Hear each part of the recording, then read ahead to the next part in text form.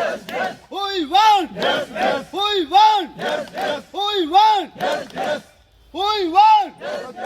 MD साहब इंसाफ करो, इंसाफ करो। चीफ साहब इंसाफ करो, इंसाफ करो। एमडी साहब इंसाफ करो, इंसाफ करो। We want. We want. We want. तो आपका चैनल का धन्यवाद जी कि अवाम और गरीब जनता की आवाज़ जो सरकार और एडमिनिस्ट्रेशन तक लेने के लिए। उसके अलावा जी देखो, आज मैं district president Reasi PDD department से हमारे साथ जो कि सीनियर करतार जी भी हैं, और पीडीडी डिपार्टमेंट के जो इशू हैं जिस मैटर में हमने आके एजिटेशन रखी है, एजिटेशन नहीं, एक प्रेस कॉन्फ्रेंस, और सभी लोग बैठे यहाँ पे, और मोहर, दरमाड़ी, अरनास, कटरा, पौनी से जितने भी हमारे जो लैंडमैन थे वो यहाँ बैठ के आज एक मीटिंग की गई। डिसीजन लिया गया कि आज से 5-10 दिन पहले एक डीपीसी की गई चीफ ऑफिस में, क्योंकि उस डीपीसी में जो रियासी डिस्ट्रिक्ट है, उस डिस्ट्रिक्ट रियासी के साथ इतना अनजस्टिस किया गया कि मैं कहता हूं कि इतना कभी किसी ने नहीं किया था। जो पिछली सरकारें थे उन्होंने भी नहीं किया था, क्योंकि आज जो डीपीसी पीडीएल टीडीएल की रेगुलाइजेशन हमारे चीफ ऑफिस वालों ने और एससी सर्कुल ने की है, तो उसमें 183 लोग जो कि डिस्ट्रिक्ट उधमपुर में रेगुलाइज करते हैं, और 8 लोग जो हैं वो रियासी में करते हैं रेगुलाइजेशन। क्योंकि हमारे जो लोग हैं यहाँ पे डेली वेजर, जो किसी के 2 साल बचे हैं, किसी के 3 साल बचे हैं, तो उसमें अगर कल परसों हमारे लोग 2 साल के बाद रिटायरमेंट जाएंगे तो वो किसके पास जाएंगे, किसको बताएंगे कि हमने पूरी लाइफ में क्या किया। इसमें मैंने एमडी साहब से भी बात किया, सेक्रेटरीट में भी मेरी बात हुई कि आप डीपीसी करते हैं, अगर सब डिस्ट्रिक्ट की तरफ से आप डिस्ट्रिक्ट में डीपीसी करते हैं तो आप बराबर नहीं, अगर 50% हमें भी दो डिस्ट्रिक्ट रियासी में। आपने डिस्ट्रिक्ट बना दिया, आपको मंथली जो है कि रेवेन्यू चाहिए, मगर जो लोग काम कर रहे हैं उनको रेगुलाइजेशन करने के लिए आपके पास कोई सिस्टम नहीं है, क्योंकि बाकी अदरवाइज जो डिस्ट्रिक्ट हैं उनमें 150-200 लोग परमानेंट हो रहा, रेगुलाइज कर रहे हैं, मगर रियासी के लिए टोटल 8 ही पोस्टें हैं। ये चीफ साहब जो हैं हमारे पीडीडी के जम्मू प्रॉमिस में, ये उन्होंने देखना है कि ये जो डिस्ट्रिक्ट 10 डिस्ट्रिक्ट हैं, 10 डिस्ट्रिक्ट के साथ इंसाफ करना चाहिए था, रियासी के साथ भी, क्योंकि यहाँ पे 8 लोगों को ही टोटल डीपीसी के लिए रेगुलाइजेशन के लिए किया गया, बाकी उधमपुर में 183 लोग जो कि डिस्ट्रिक्ट उधमपुर में।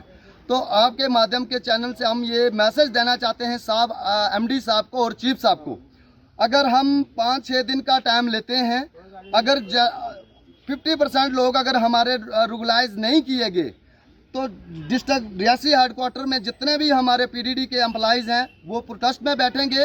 वो एमडी साहब की जिम्मेवारी है और चीफ साहब की है, हम लोगों की नहीं है।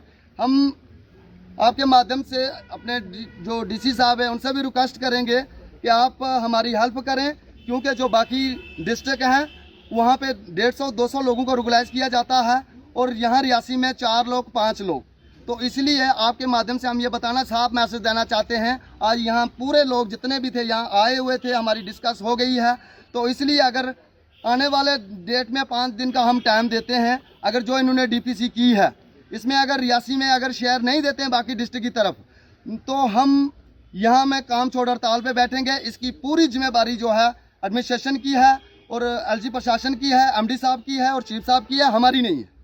चैनल का धन्यवाद करता हूँ जो आए हुए मेरे लाइनमैन भाई हैं, मोहर से, दूर दराज से, पौनी से, अरनास से, इतनी गर्मी में दूर में आए हैं, मैं इनका पहले धन्यवाद करता हूँ।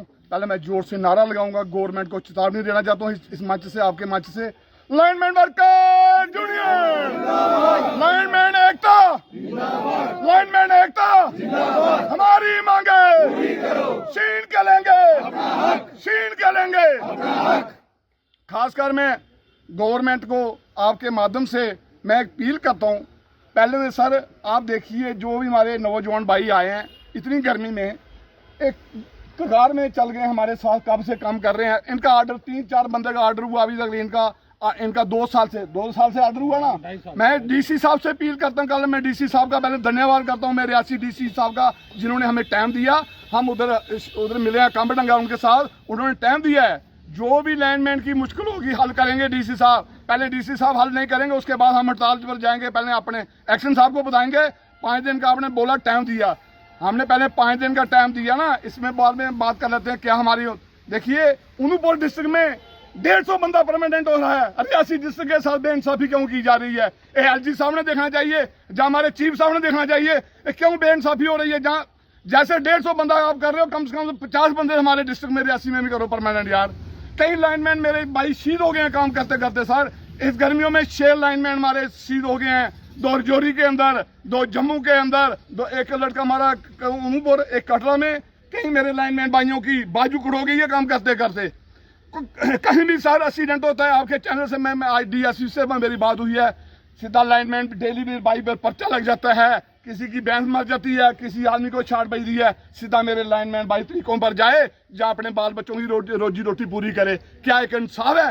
क्या पर्चा लगना चाहिए इनके ऊपर? अभी इनको परमानेंट नहीं किया, इनके पर्चे दे रहे हो। जिनकी जिम्मेदारी है, जो इसको सब डिवीजन जो चलाते हैं एडब्ल्यू, उसके नाम पर किसी के नाम पर पर्चा नहीं दीजिए, गवर्नमेंट चेयर पर पर्चा लगाइए। मैं डीसी साहब को आज ही बोला है, खासकर जब तक जैसे हमारे शेर सिंह भाई ने किया है, बहुत ही अच्छा काम कर रहे हैं हमारे सचिन साहब।